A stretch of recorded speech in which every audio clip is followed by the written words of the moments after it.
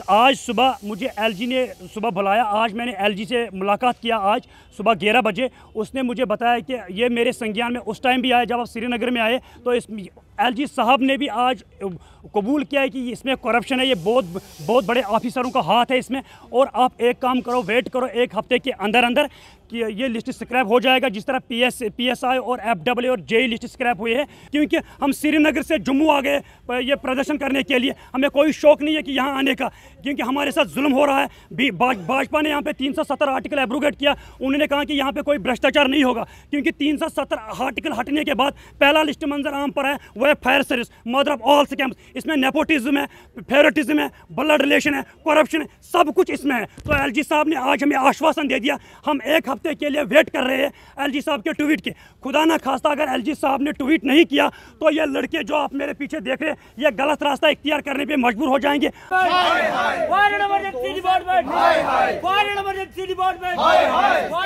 Fire and emergency services के जोड़े aspirants ने कई सालों तो प्रोटेस्ट करते हैं, जिनकी डिमांड्स तुसी सारे जानते हो कि ये चाहते हैं कि ये जो स्कैम होया इनके पेपर दे विच उस दे बारे एडमिनिस्ट्रेशन कुछ सोचे तो नालों नाल जो CBI इंक्वायरी की डिमांड जोड़े ने करते हैं। लास्ट टाइम जो असी इनके नाल गल की सी, इन्होंने कहा कि आई विटनेस जोड़ा है जिदे सामने सारा कुछ होया है वो साडे नाल है, पर उस तो बाद भी हले तक CBI इंक्वायरी जी है वो LG एडमिनिस्ट्रेशन के द्वारा नहीं की गई। इनके नाल गल करांगे।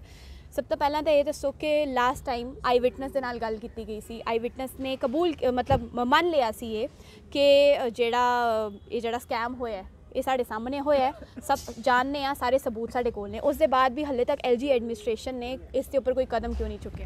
जी मैम, ये आपकी बात बिल्कुल सही है कि आपने अच्छा सा क्वेश्चन पूछा है। जब आई विटनेस गजनफर नबी उसका नाम है, वो जम्मू में आ गया है, तो उसने पूरे मीडिया पे बताया है कि मैंने ये पेपर कहाँ से लिया है, किसने मुझे दिया, ब्रोकर का नाम भी बताया, सब कुछ बता दिया कि पेपर लीकेज कहाँ से हुई है और ट्रांजैक्शन सब उसने बता दिया कि क्या हुआ है। लेकिन बदकिस्मती की बात यह है कि हमारी आवाज़ LG तक नहीं पहुँच रही थी। तो आज सुबह मुझे LG ने सुबह बुलाया। आज मैंने LG से मुलाकात किया आज सुबह 11 बजे। उसने मुझे बताया कि ये मेरे संज्ञान में उस टाइम भी आया जब आप श्रीनगर में आए, तो इस LG साहब ने भी आज कबूल किया है कि इसमें करप्शन है, ये बहुत बड़े ऑफिसरों का हाथ है इसमें। और आप एक काम करो, वेट करो, एक हफ्ते के अंदर अंदर कि ये लिस्ट स्क्रैप हो जाएगा, जिस तरह PSI और FW और JE लिस्ट स्क्रैप हुई है, इसी तरह ये लिस्ट भी स्क्रैप होने वाला है कुछ दिनों में। हम आपकी चैनल के माध्यम से गवर्नर साहब को मुबारकबाद पेश करना चाहते हैं कि उसने एक हफ्ते का टाइम दे दिया। अब हम लड़के जो है हम एक हफ्ते का वेट कर रहे हैं LG साहब के ट्वीट के।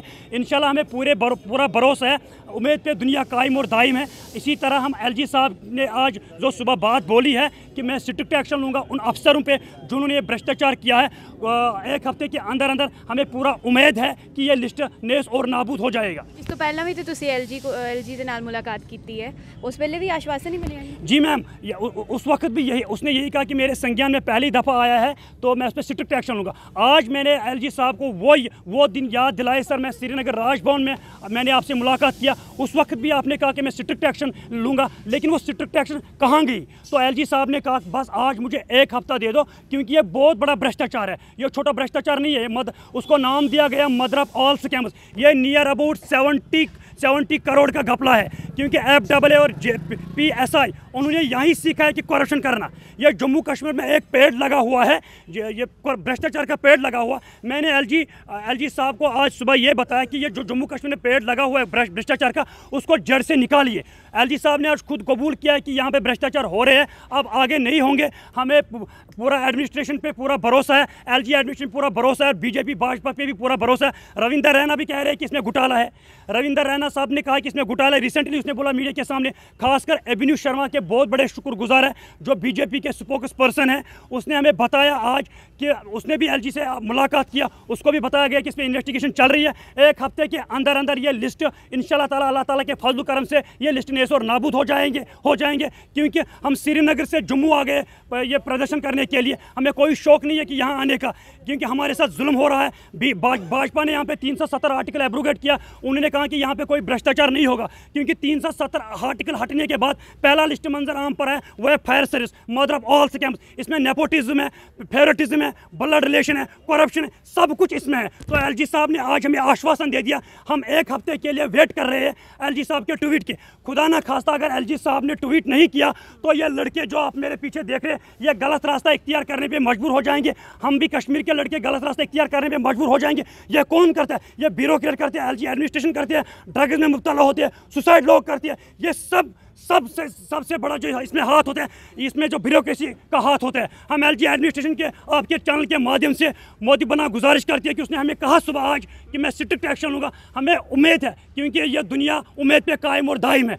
आज आपके चैनल के माध्यम से पूरे जम्मू कश्मीर के यूथ जो है, मैंने उनको कहा जो फायर सर्विस के, मैंने आज एलजी एडमिनिस्ट्रेशन से मुलाकात किया। आज के बाद 1 हफ्ते के लिए प्रोटेस्ट बंद हो जाएंगे। हम एलजी साहब के ट्वीट के इंतजार कर रहे हैं आपके चैनल के माध्यम से। We want only CBI inquiry. हम जम्मू कश्मीर के नागरिक हैं, हम जाए तो जाए कहाँ, क्योंकि हम यहाँ के नागरिक हैं। ਅੱਛਾ, ਮੈਨੂੰ ਦੱਸੋ, ਤੁਸੀਂ ਕਿਹਾ ਕਿ ਐਲਜੀ ਦੇ ਦੁਆਰਾ ਤੁਹਾਨੂੰ ਆਸ਼ਵਾਸਨ ਮਿਲਿਆ ਹੈ। ਮਸਾਂ ਜਿਹੜਾ ਸਕੈਮ ਹੋਇਆ ਸੀ, ਐਸਆਈ ਦਾ ਲਾ ਲਓ, ਫਾ ਦਾ ਲਾ ਲਓ, ਜਲ ਸ਼ਕਤੀ ਦਾ ਲਾ ਲਓ, ਜੇਈ ਦਾ ਲਾ ਲਓ, ਉਹਦੇ ਉੱਪਰ ਜਿਹੜੀ ਸੀਬੀਆਈ ਇਨਕੁਆਇਰੀ ਹੈ ਉਹ ਸ਼ੁਰੂ ਹੋ ਗਈ ਹੈ। ਪਰ ਇਹ ਜਿਹੜਾ ਫਾਇਰ ਐਂਡ ਐਮਰਜੈਂਸੀ ਸਰਵਿਸਿਜ਼ ਦਾ ਜਿਹੜਾ ਸਕੈਮ ਹੈ, ਇਹ ਤੇ ਕਈ ਸਾਲਾਂ ਤੋਂ ਚੱਲ ਰਿਹਾ ਹੈ। ਤੇ ਵੇਖਿਆ ਜਾਏ ਤੇ ਸਭ ਤੋਂ ਪਹਿਲਾਂ ਇਸ ਦੇ ਉੱਪਰ ਇਨਕੁਆਇਰੀ ਹੋਣੀ ਚਾਹੀਦੀ ਹੈ। सही मैम, ਇਹ ਸਵਾਲ ਤੁਸੀਂ ਐਲਜੀ ਐਡਮਿਨਿਸਟ੍ਰੇਸ਼ਨ ਤੋਂ ਨਹੀਂ ਕੀਤਾ ਕਿ ਜਿਹੜਾ ਪਹਿਲਾ ਦਾ ਸਕੈਮ ਹੋਇਆ ਉਸ ਦੇ ਉੱਪਰ ਹਲੇ ਤੱਕ ਸੀਬੀਆਈ ਇਨਕੁਆਇਰੀ ਨਹੀਂ होई, तो ਜਿਹੜੇ मसा ਸਕੈਮ ਹੋਏ ਨੇ। देखो मैम, आपका सवाल बहुत अच्छा है, क्योंकि मदर ऑफ ऑल स्कैम इसको बताया गया है। यहीं से सबू ने सीखा है कि करप्शन करना। मैंने एलजी साहब को ये कहा कि मदर ऑफ ऑल स्कैम से फायर सर्विस, आप इसमें इन्वेस्टिगेशन क्यों नहीं बिठा रहे हो? एलजी साहब ने मुझे कहा कि ये मेरे संज्ञान में पहली दफ़ा आया, ये ब्यूरोक्रेटिक। आज किया उन्होंने? हाँ, आज नहीं कहा, उससे पहले कहा। आज उसने कहा कि मैं स्ट्रिक्ट एक्शन लूँगा। उससे पहले कहा कि मेरे संज्ञान में ये पहली दफ़ा आया है। जद तुसी आई विटनेस सामने कर दिता, तुसी सारे सबूत सामने कर दिते, जो काम एडमिनिस्ट्रेशन दा है, जो काम सीबीआई दा है, वो तुसी सारा सामने कर दिता। तुसी आई विटनेस आपे ढूंढ के सामने रख छड़े। ते उस तो बाद की लगदा तुहानू कि इन्ना टाइम, 1 हफ्ते दा टाइम जिहड़ा मंगिया गया तुहाडे कोलों कि 1 हफ्ते दा टाइम दे दो, इहदे उपर एक्शन ले लैना, किधर तक सही समझदे हो? मैडम, एक चीज़ तो है ना, गौरमेंट का कोई भी काम होंदा उस टाइम तो लगता ही है। कोई भी अपने चीज़ ही हैंडल करते, कोई भी साफ सफाई में कोई भी चीज़ लिया नहीं, उन्हें टाइम लगता है। साढ़े दोस्त अज मिली आए ना गवर्नर सर कन्नै, तो उन्हें पूरा आश्वासन दिता है। पूरा गल थोड़ी बिल्कुल सही है कि जरा इस टाइम च उन्हें जो ना अपना गुनाह कबूल किया कि मैं पेपर खरीददा ही।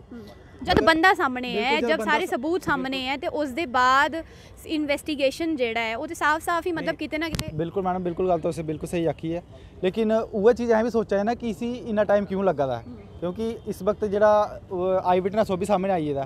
उन्हें गवर्नर साहब कन्नै पूरा अपना कबूलिया कि मैं कितों पेपर लिया, कितों कि'यां केह् कीता, किन्ने दा पेपर लिया, सारा कुछ इस वेला सामने। अच्छा, वो एलजी नाल मिले? हाँ, वो भी मिले न। उन्हें भी पूरा सबके सुनाया कि मैं कुतों पेपर लिया, किन्ने दा पेपर लिया, कितों लिया, कि'यां कीता, केह् नहीं कीता।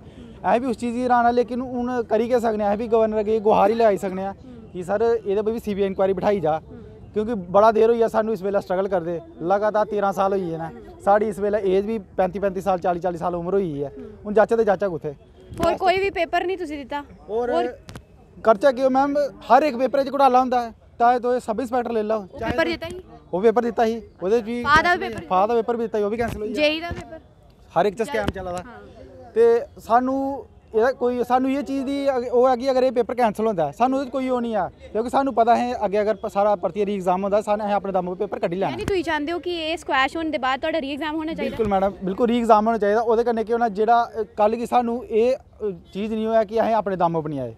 कोई भी हो गए फेयर एंड ट्रांसपेरेंट तरीके कन्नै होग तो सानू भी आपूं पता लगी जा कि साढ़े बिच दम है तो असें आई सकने आं। तुहानू नहीं लगदा कि जदों कल नूं एग्जाम री एग्जाम जे हुंदा है ते उस दे विच जेहड़ी तुहाडी उमरां ने, उमरां भी तुहाडी मोस्टली ओवर एज जेहड़े ने वो हो गए ने, फिर तुहानू एज रिलैक्सेशन दा मसला पै जाना है, ते बाकी जेहड़े बच्चे ने वो भी कंपीट करनगे तुहाडे नाल। नहीं मैडम, एहदा क्राइटेरिया ये है कि जेहड़ी रिक्रूटमेंट जेहड़े जोने 2013 विच फार्म लाए ना उंदे के बिच कंपीट होना है। ये न्यू रिक्रूटमेंट कोई नहीं होने उंदे जेहड़े तुसी इन्ने मतलब शॉर्टी दे नाल। नहीं मैम, ये छोटी है, क्योंकि कोई भी रिक्रूटमेंट जेहड़ी निकलदी है ना, अगर जेहड़ी रिक्रूटमेंट कल गी अगर कैंसिल होंदी है जां ओहदे विच न्यू रिक्रूट कोई नहीं आ सकदा। वो जेहड़ी पहले रिक्रूटमेंट जोने फार्म कैंडीडेट लाए दे ना उंदे विच गै एह् चीज़ होंदी है, कंप्रोमाइज की बोलदे कंपीट उंदे विच गै होंदा है। तो बाकी अगे अस इ'यै गवर्नर सर कन्नै इ'यै उं'दे अग्गें अपील करना चाहते हैं कि सर तुसीं इसी संज्ञान च लाओ। 13 साल ਤੁਸੀਂ ਸਾਰਿਆਂ ਨੇ ਵੇਸਟ ਕਰ ਦਿੱਤੇ ਇਸ ਦੇ ਪਿੱਛੇ, ਕੋਈ ਨੌਕਰੀ ਨਹੀਂ ਕੀਤੀ, ਕੋਈ ਕੁਝ ਨਹੀਂ ਕੀਤਾ, ਤੇ ਇਸ ਵੇਲੇ ਤੁਹਾਡੀ ਉਮਰਾਂ ਵੀ ਵੱਧ ਗਈਆਂ ਨੇ, ਤੇ ਤੁਸੀਂ ਇਸ ਪੇਪਰ ਦੇ ਇਲਾਵਾ ਹੋਰ ਕਿਤੇ ਤੁਸੀਂ ਕੋਈ ਮਤਲਬ ਕੋਈ ਪੇਪਰ ਦੇ ਵੀ ਨਹੀਂ ਸਕਦੇ। मैम इस वेले तो ओवरेज हो चुके हैं हूँ, सारी उम्र सारी जी ये उपर गया फायर सर्विस के उपर, तो हूँ सानू आश्वासन भी मिले गवर्नर सर की तरफा, तो हूँ अस लास्ट ये आखना चाहना कि अगर ये कोई गवर्नर सर ये सीबीआई इंक्वायरी प्रूव नहीं करते ना, साढ़े को लास्ट ऑप्शन ये रही जाता है कि तभी थल्ले देइए छाल मारी उठते अपनी जिंदगी बर्बाद कर लैचे, खत्म कर लैचे अपनी जिंदगी, लास्ट ये ऑप्शन रही जाता है, क्योंकि और अस पासे रहेगा नहीं ना, तो अस कोई भर्ती च कोई भर्ती दिक्खी सकने, ना कुदै कोई किश करी सकने, वो पढ़ाई भी खत्म हो चुकी दी है, लास्ट ये ऑप्शन रहा, क्योंकि 12 साल हो गए सानू खज्जल होंदे इस रिक्रूटमेंट पिछे, तो जेह्ड़े ब्यूरोक्रेट्स ने बड़े बड़े जेह्ड़े भी इन्वॉल्वमेंट पकड़िए तो जेला च पाओ ना, वो अगे की भरोसा कि भर्ती जो भर्ती साढ़ा री एग्जाम होगा वो नहीं करन, हो सकता वो भी करन, लेकिन चल अस ये आखना चाहते कि सर गवर्नर सर आपू खुद ये संज्ञान लैन कि जेह्ड़े भी साढ़ी अगर कल गी साढ़ी रिक्रूटमेंट कैंसल होती है वो खुद ये इन्वाल्व होन, एक ऐसी कमेटी गठित करन कि जी ये अगे आने वाला जिसलै साढ़ा री एग्जाम होंदा है तो ये धांधली नहीं होवे। ਜਿਹੜੀ ਏਜੰਸੀ ਨੇ ਪੇਪਰ ਕਰਾਇਆ ਸੀ ਉਹ ਏਜੰਸੀ ਦੇ ਉੱਪਰ ਵੀ ਕੋਈ ਨਾ ਕੋਈ ਗੱਲਬਾਤ ਉਹਦੇ ਨਾਲ ਹੋਈ, ਕੁਝ ਉਹਦੇ ਕੋਲੋਂ ਸਵਾਲ ਜਵਾਬ ਕੀਤੇ गए? जी मैम, इसमें जो टीआरपी चल रही है फायर सर्विस में, जो 2013 में इसमें जो एग्ज़ाम हुआ उस टीआरपी ने इसमें एग्ज़ाम किया है, आफ्टर दैट उसमें धांधली पाई गई है, तो कोर्ट की तरफ से एक आर्डर आया है कि ये जो टीआरपी इसमें मुलविस है तो उसको चेंज करो। तो जब 2018 में एग्ज़ाम हुआ, बदकिस्मती की वजह से उस वक्त भी स्क्रैप हुआ है, वही टीआरपी वही एजेंसी थी, MK वली की एजेंसी थी, तो जब 2020 में एग्ज़ाम करा दिया गया तो वही टीआरपी ने खुद फिर से एग्ज़ाम किया है। भरोसा है कि दोबारा वो एजेंसी नहीं इन्वॉल्व हुई? मैडम वो तो गल बिल्कुल सही है थोड़ी, वो पर असें भी जिसलै कल कि साढ़ा एग्जाम कैंसल होना तो असें भी एक अगे गवर्नर सर अगे एक रखना कि सर कि साढ़ी जी एग्जाम जो हूँ तो री एग्जाम लैना फेयर एंड ट्रांसपेरेंट तरीके कन्नै एग्जाम लेता जा, ताकि वो दुद्ध पानी का फिर उ'ऐ अगर उ'ऐ चीज़ हुई फिर उ'ऐ जेह्ड़े ब्यूरोक्रेट्स ने फिर इन्वाल्व होए, पैह्लें आंगर लेखा फिर धांधली हुई, साढ़ा फिर उ'ऐ स्हाब रौह्ना, ना इधर दे ना उधर दे। अच्छा जी, आखिरी सवाल मेरा ਇਹੋ ਰਹੇਗਾ, ਇੱਕ ਹਫ਼ਤੇ ਦਾ ਟਾਈਮ ਤੁਹਾਨੂੰ ਸਾਰਿਆਂ ਨੂੰ ਮਿਲਿਆ, ਇਸ ਤੋਂ ਪਹਿਲੇ ਵੀ ਤੁਹਾਨੂੰ ਆਸ਼ਵਾਸਨ ਮਿਲੇ, ਤੁਸੀਂ ਵੱਡੇ ਲੀਡਰਾਂ ਕੋਲ ਗਏ, ਤੁਸੀਂ ਭਾਰਤੀ ਜਨਤਾ ਪਾਰਟੀ ਦੇ ਦਫ਼ਤਰ ਦੇ ਬਾਹਰ ਪ੍ਰੋਟੈਸਟ ਕੀਤਾ, ਤੁਸੀਂ ਬਾਕੀ ਲੀਡਰਾਂ ਕੋਲ ਗਏ, ਉੱਥੇ ਵੀ ਪ੍ਰੋਟੈਸਟ ਕੀਤੇ, ਉਹਨਾਂ ਨੇ ਵੀ ਆਸ਼ਵਾਸਨ ਦਿੱਤੇ, ਜੇ ਇਹ LG ਐਡਮਿਨਿਸਟ੍ਰੇਸ਼ਨ ਦੁਆਰਾ ਜਿਹੜਾ ਤੁਹਾਨੂੰ ਇਹ ਆਸ਼ਵਾਸਨ ਮਿਲਿਆ ਕਿ ਇੱਕ ਹਫ਼ਤੇ ਦਾ ਟਾਈਮ ਦੇ ਦਿਓ, ਤੇ ਉਹਨਾਂ ਨੇ ਸਾਫ਼ ਕਿਹਾ ਹੈ, ਜਿਸ ਤਰ੍ਹਾਂ ਤੁਸੀਂ ਸੁਣਾਈ ਕਰਦੇ ਹੋ ਕਿ ਟਵੀਟ ਇੱਕ ਹਫ਼ਤੇ ਦੇ ਬਾਅਦ ਤੁਹਾਨੂੰ ਆ ਜਾਏਗਾ ਇਸ ਦੇ ਉੱਪਰ ਕਿ ਕੀ ਅਗਲਾ ਸਟੈਪ ਜਿਹੜਾ ਇਸ ਦੇ ਉੱਪਰ ਲੈਣਾ, ਜੇ एक हफ्ते का टाइम भी निकल गया तो कोई तुहाडे वास्ते रिजल्ट जो कोई डिसीजन प्रॉपर नहीं कटिया गया, फिर इस वेला साढ़े कोल जेह्ड़ा ड्राप आउट कैंडीडेट वो 7000 बंदा है, ठीक है, तो मैडम वो 7000 बंदा फिर गलत रस्ता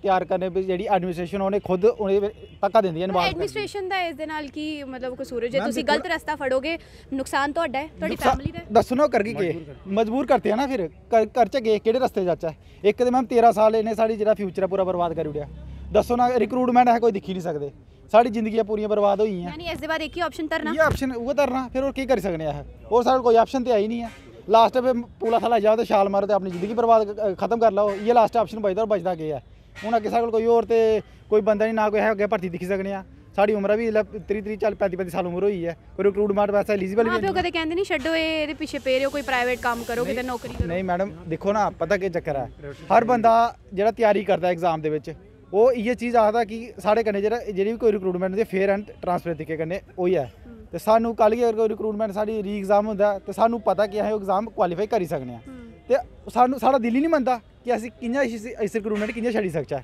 साढ़ा दिल ही नहीं मनदा।